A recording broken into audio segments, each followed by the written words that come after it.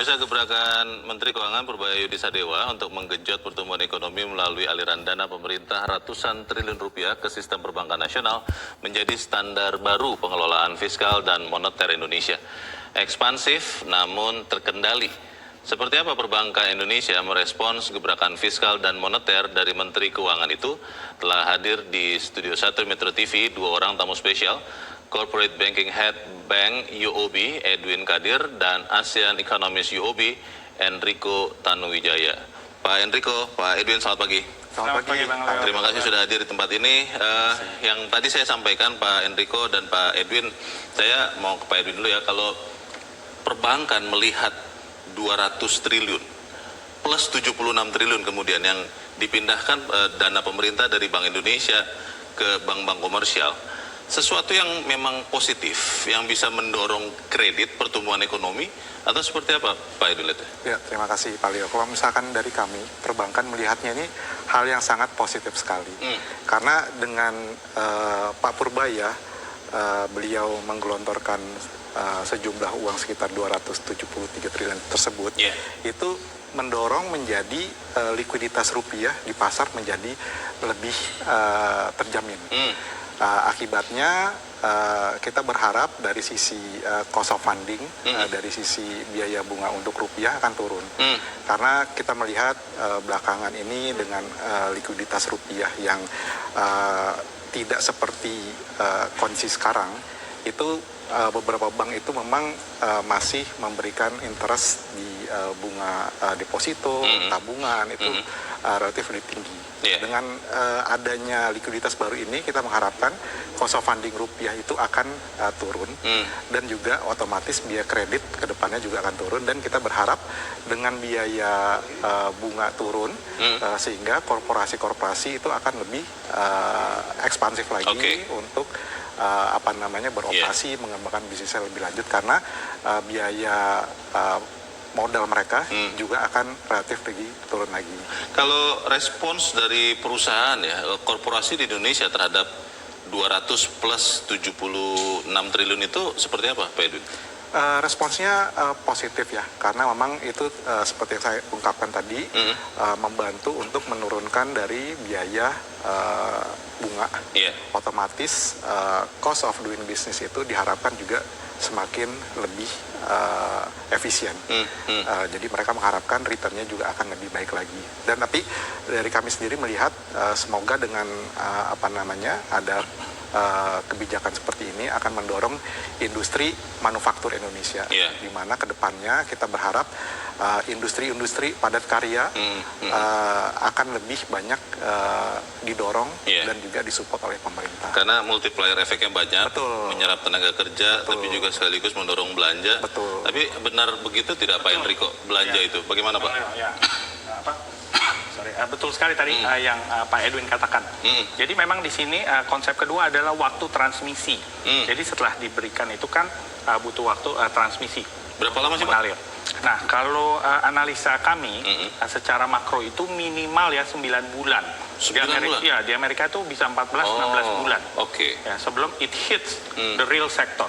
Tapi sebagai tulang punggung ekonomi dari setiap negara, apalagi negara berkembang, kalau sektor manufaktur itu nggak didongkrak, confidence nggak akan balik dan konsumsi nggak akan balik. Jadi analisanya jelas ya. Kalau stimulan itu diberikan kepada sektor bukan saja multiplier tinggi, tapi padat karya, itu multipliernya itu akan lama. Jadi menurut saya ekspansi fiskal itu sangat diapresiasi oleh Pak Menkyu Purbaya, sangat baik sekali.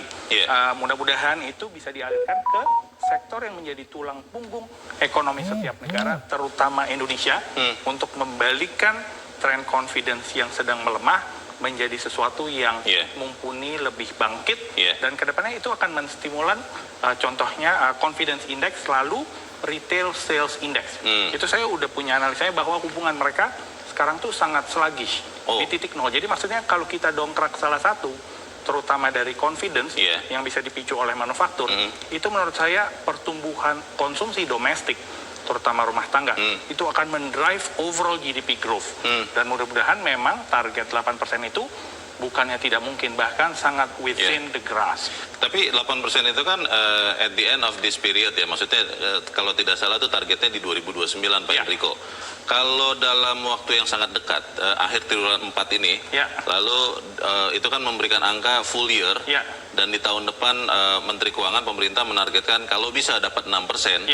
Anda melihat kuartal 4 maksudnya? Itu akan bisa tercapai atau seperti agak sulit karena transmisi tadi yang saya sampaikan. Masih butuh waktu itu tadi? Ya, jadi mungkin ada Nataru, liburan, lalu lain sebagainya. Tapi itu kan toh kontribusinya memang nggak segede contohnya manufaktur atau sektor primer. Sektor primer itu agrikultur, perikanan dan pertambangan, contohnya ekstraktif. Nah, itu besar. Tapi kalau cuma one off effect mencapai 6% itu menurut saya agak sulit. Bukannya impossible, tapi mungkin memang dalam proses. Iya, betul. Dalam Pak. proses menuju ke situ. Betul. Pak Edwin, yang diharapkan sebetulnya oleh Menteri Keuangan itu adalah pembalikan persepsi. Tadi Anda sudah katakan, yang tadinya mungkin kata Pak Enrico tadi ada beberapa sektor retail itu sluggish begitu, orang tidak terlalu percaya diri, itu diharapkan membalik.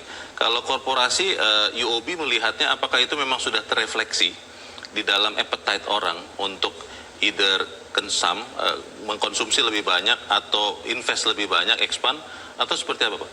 Jadi kalau kita di korporasi kita melihatnya apa yang telah dilakukan oleh Pak Purbaya ini memberikan efek yang sangat positif sekali, seperti kita lihat di capital market, kita lihat juga di equity market. Capital market itu indeks terus naik begitu ya? Betul. Perlahan tapi masih banyak yang nggak percaya, tapi ternyata ikut terus-terusan naik. Betul. Nah itu jadi membuka mata dunia bahwa sebetulnya investasi di Indonesia itu sangat-sangat menjanjikan sekali, sangat-sangat promising sekali.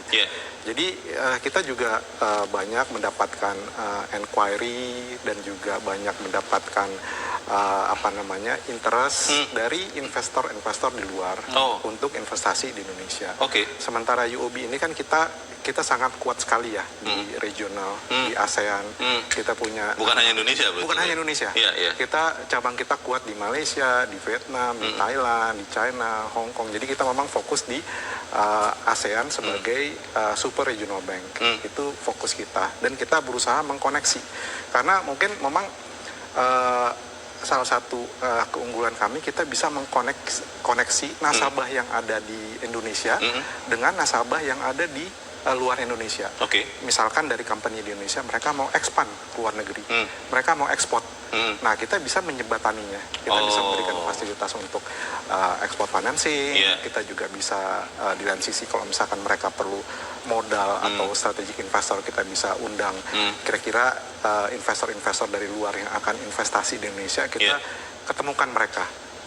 Dan hal-hal ini kita lihat sangat-sangat tinggi sekali minatnya, karena mereka melihat dari perkembangan pemerintah yang stabil, dan juga arahnya itu juga memang arah direction yang benar. Terus juga kalau misalkan kita lihat juga di sisi consumer dan juga dari kepercayaan publik itu semakin baik setiap hari.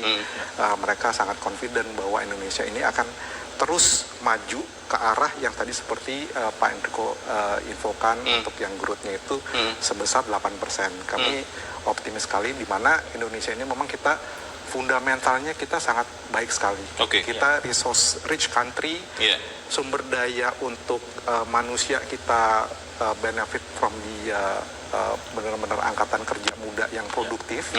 Jadi itu semuanya akan menjadi katalis untuk mendorong pertumbuhan yang lebih lanjut lagi. Kalau saya boleh tambahin, silakan, kita punya runway yang lebih panjang dibandingkan negara-negara lain di Asia Tenggara ya, Pak Edwin. Jadi seperti Thailand atau Singapura, mereka sudah masuk aging population.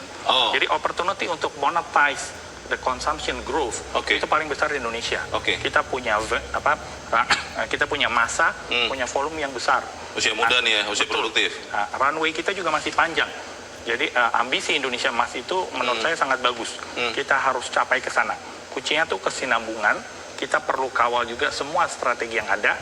Eksekusinya itu harus mumpuni. Nah, kata kuncinya justru memang dieksekusi yang mumpuni. Seperti apa itu? Eksekusi mumpuni, saya mau ke Pak Enrico ini bertanya soal apa yang dilakukan oleh Menteri Keuangan Purbaya ya. Sampai ada yang mengatakan bahwa ini koboi. Tapi di dalam kesempatan wawancara Pak Menteri Keuangan mengatakan semua yang dilakukannya itu atas sepengetahuan dan atas izin Presiden. Jadi tidak koboi betul. Tapi saya mau bertanya soal penertiban fiskal. Itu kan dilakukan begitu rupa. Melakukan sidak ke pajak, ke bea cukai, kemudian ada balpres, baju-baju itu, kemudian cukai rokok. Itu dilakukan oleh Purbaya, Menteri Keuangan, untuk menertibkan supaya kemudian income itu meningkat. Ini kebijakan fiskal ini, kalau menurut Pak Enrico, dampaknya sejauh ini seperti apa? Oke. Ada pepatah mengatakan gini, Bang. Bang Leo, doing the same thing over and over again, expecting a different result, itu naif. Jadi memang butuh gebrakan seperti ini. Jadi yang Pak Purbaya lakukan menurut saya itu betul. Dalam arti melihat dari perspektif lain, mencoba merubah untuk melihat hasil yang berbeda. Jadi itu menurut saya harus diapresiasi dan didukung. Nah, nanti hasilnya kita akan kawal. Karena menurut saya doing the same thing again, itu tidak akan yield different result. Jadi menurut saya ini adalah suatu gebrakan fiskal yang menurut saya patut diapresiasi dan dilihat. Nanti jadi untuk efisiensi dan juga ekspansi, itu akan bagus. Karena Indonesia justru di saat seperti ini butuh dorongan fiskal, di mana global ekonomi itu sedang melambat. Butuh peran pemerintah yang lebih straight, yang lebih blunt gitu ya, itu bagus. Jadi memang saya apresiasi gebrakan beliau. Masalahnya kan kalau kita bicara dunia perbankan ya Pak Edwin, antara keberanian mengambil risiko dengan prudensi itu kan harus betul-betul dijaga. Karena kepercayaan nasabah itu harus dijaga. Namanya juga dana pihak ketiga, bukan dana bank sendiri. Pertanyaannya adalah bagaimana menyeimbangkan pro-growth tadi dengan kehati-hatian. Kita bahas di bagian berikut. Pemirsa tetap bersama kami. Corporate Update kami lanjutkan sesaat lagi. Terima kasih Anda masih bersama kami. Saya masih bersama dengan Corporate Banking Head Bank UOB, Edwin Kadir, dan ASEAN Economist UOB, Enrico Tanuwijaya. Pak Edwin, kalau bicara bank itu kepercayaan nomor satu. Bagaimana prudent itu tetap dijaga. Tapi kalau tidak berani mengambil risiko, itu kan juga tidak kemana-mana. Terkait dengan target pertumbuhan yang ditetapkan oleh Menteri Keuangan, oleh pemerintah, bagaimana UOB melihat langkah yang tepat dilakukan? Appetite untuk mengambil risiko, tapi dengan kehati-hatian menuju pertumbuhan itu seperti apa, Pak Edi? Ya, terima kasih Pak Leo. Jadi kalau UOB memang kita, konsep kita memang selalu ingin mendukung pemerintah, dan di lain sisi juga kita harus terus menjaga kita punya prudent, terutama dari sisi risk appetite. Jadi di UOB itu memang kita fokus di 7 sector industri, kita fokus untuk di consumer goods, kita fokus di plantations, agriculture, kita fokus di telco, media, and teknologi, kita fokus untuk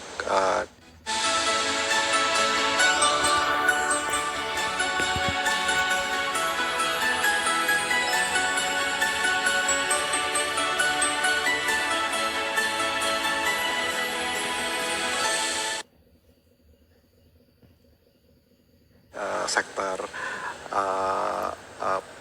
hospitality, dan juga kita fokus juga di sektor untuk healthcare, kita fokus juga untuk di sektor industrial, serta kita juga fokus di sektor oil and gas. Di mana untuk yang sektor-sektor resources ini memang kan sudah berjalan sekian lama, dan kita juga harus menemukan engine of growth yang baru. Di mana kita melihat seperti bisnis consumer goods itu akan menjadi salah satu motor penggerak ekonomi ke depannya.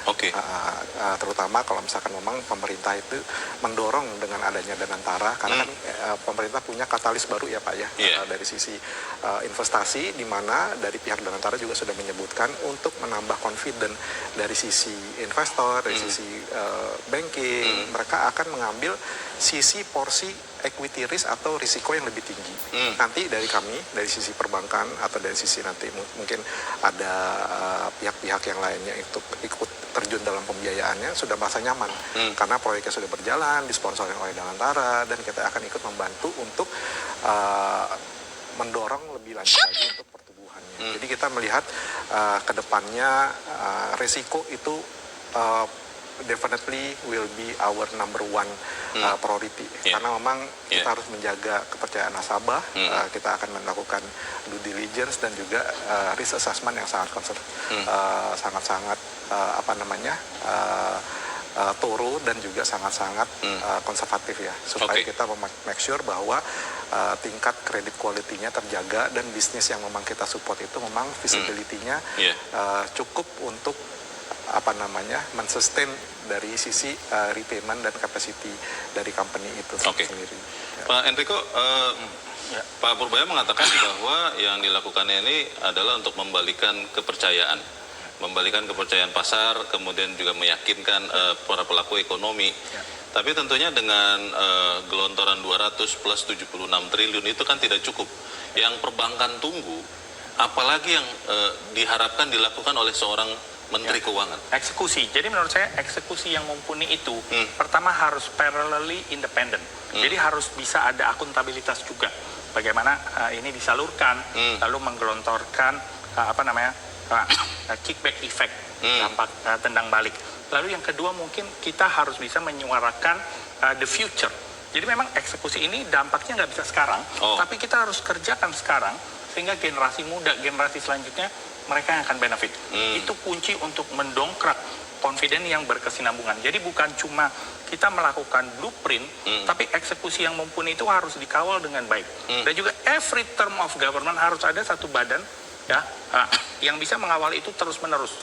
Karena mungkin dampak yang dikerjakan Menkyu sekarang, tapi nanti membuahkan hasilnya di term berikutnya. Dan kita tidak boleh klaim bahwa this is us. But this is us as Indonesian gitu kan. Jadi fokusnya harus dirubah, lalu akuntabilitasnya harus tinggi, dan mereka harus parallelly independen dengan siapapun yang memerintah. Kalau Anda kan sebagai Chief Economist regional ya, Pak Enrico, sepandangan dari investor regional dan juga mungkin global ya, Pak Edwin, terhadap Indonesia, terutama setelah pergantian Menteri Keuangan tadi. Memang ini kan bagian dari mencapai tujuan jangka panjang. Tapi kalau pandangan partner-partnernya UOB itu seperti apa? Menurut saya karena Indonesia tuh runway-nya masih cukup panjang ya, dan mereka percaya bahwa consumption story itu masih ada. Menurut saya mereka masih optimis. Nah, apalagi ditambah bahwa resiko geopolitik itu, perang dagang justru mendekatkan Indonesia terhadap partner lokalnya di Asia Tenggara. Jadi menurut saya nearshoring itu akan menjadi tren yang beneficial untuk Indonesia. Lalu ketiga, pangsa pasar kita itu bisa dilihat secara paralel, bahwa sebagai sektor manufaktur dan konsumen itself. Jadi buat saya banyak sekali proposisi Indonesia ini sangat menarik. Jadi is a lose kalau mereka nggak invest. Tapi memang sekarang ada pergerakan karena ketidakpastian dan sebagainya. Jadi kita harus to be the strongest in Southeast Asia juga, Pak. Jadi dengan reformasi dan eksekusi yang mumpuni. Pak Edwin, terjemahan dari yang barusan dikatakan Pak Enrico untuk sisi korporasi itu seperti apakah? Apakah memang UOB juga sudah mendapatkan misalnya minat-minat untuk investasi atau ekspansi dari partner-partner global atau seperti apa, Pak? Ya, betul. Dari partner global kita bisa melihat dari minat mereka untuk investasi di sini. Kita sudah menjembatani berbagai macam transaksi, ada transaksi akuisisi, ada transaksi juga mereka untuk ekspansi, mereka juga ada transaksi juga untuk lebih ke joint venture dengan lokal partner. Jadi kita ngelihat memang confident dari investor luar tuh memang sangat baik sekali, dan ditambah dengan adanya kebijakan dan juga penunjukan Pak Purbaya seperti tadi kita diskusikan mengenai kepercayaan di pasar modal, itu kan kita lihat kan confident dari sisi investor juga itu kan bisa terrefleksikan dari pasar modal juga kan. Jadi dari situ sebetulnya yang kita lihat unsurnya hanya positif aja. Semoga kedepannya ini bisa mentranslasi ke dalam pertumbuhan ekonomi Indonesia yang lebih kuat lagi. Karena kalau misalkan dari sisi sektor real kuat, otomatis sektor-sektor penunjangnya termasuk dari perbankan kita juga akan kuat juga. Pak Enrico, terakhir dari Anda, Pak, kebijakan fiskal seorang Purbaya tidak bisa sendirian tentunya. Ada otoritas moneter, lalu di situ ada OJK juga, ada LPS, KSSK lah kita katakan begitu. Anda melihat seperti apa kerjasama sinergi mereka untuk mendorong pertumbuhan ini, Pak? sejauh ini sudah cukup baik ya. Tapi yang dibutuhkan lebih lanjut, Bang Leo, adalah pendalaman pasar finansial. Jadi bukan saja nanti banking yang benefiting, tapi capital market secara keseluruhan. Jadi dana itu sebenarnya berlebih, bukan cuma dari 276T ini. Jadi masalahnya adalah bagaimana kita bisa menchannelkan dengan baik kelebihan ekses likuiditas ini. Harus ada wadah itu tadi. Betul, itu sekarang harus masuk kemana? Betul, harus pendalaman pasar finansial yang berkesinambungan. Jadi tadi kuncinya adalah parallelly independent, lalu kedua melihat ke depan bahwa future generation itu harus menjadi tumpuan utama kita, sehingga Indonesia itu benar-benar bisa mencapai Indonesia Emas. Jadi KSSK itu sangat bagus sekali. Sinerginya sekarang kuncinya adalah eksekusi yang akuntabel dan juga parallelly independent, dan juga bisa melihat generasi berikutnya sebagai the beneficiary of apa yang kita lakukan pada hari ini. Oke, Pak Edwin, singkat saja Pak, apa yang masih diharapkan lagi untuk mencapai pertumbuhan tadi? Yang kami harapkan tentunya sinergi antara pemerintah dan juga pemerintah tentunya sebagai pembuat kebijakan dan juga sektor real, sektor bisnis, dan juga dari sisi sektor perbankan. Jadi semoga semua pihak itu menjaga satu sama lain, bisnisnya saling mendorong dan juga saling bersinergi. Kita harap yang kita bicarakan di tempat ini juga menjadi bagian bagi eksekusi menuju pertumbuhan tadi. Pak Edwin Kadir, terima kasih. Pak Enrico Tanuwijaya, terima kasih. Dan pemirsa, demikianlah akhir dari Corporate Update yang juga akhir dari Zona Bisnis. Atas nama Jessica Wulandari dan teman-teman yang bertugas,